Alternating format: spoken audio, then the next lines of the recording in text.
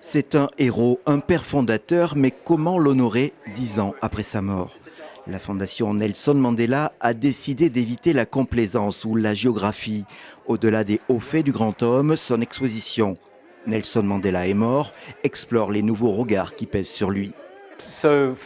Il est fondamental pour l'exposition de faire face au fait que Madiba n'est plus parmi nous et de réfléchir à ce que cela signifie.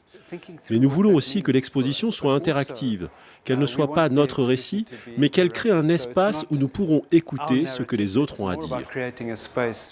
Car l'image du héros de la lutte contre l'apartheid s'est brouillée avec le temps.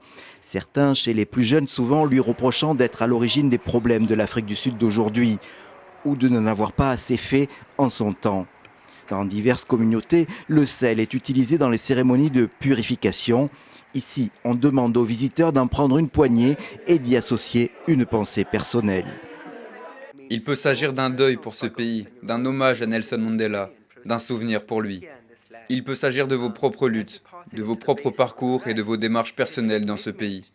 Et lorsque vous le passez dans le bassin de droite, c'est un engagement à travailler dans ce pays pour vraiment racheter la promesse que nous nous sommes faites les uns aux autres en 1994, lorsque l'apartheid a pris fin et que nos premières élections démocratiques ont eu lieu.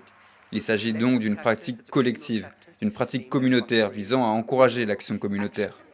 Nelson Mandela est mort, le titre factuel renvoie donc les Sud-Africains à leurs propres responsabilités. C'est pour dire, oui, il n'est plus là, mais il y a des gens qui continuent.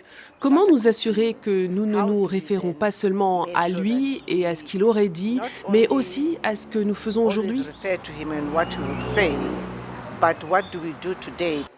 En Afrique du Sud, la nostalgie pour Madiba s'affiche toujours sur les billets de banque ou les statues dans l'espace public.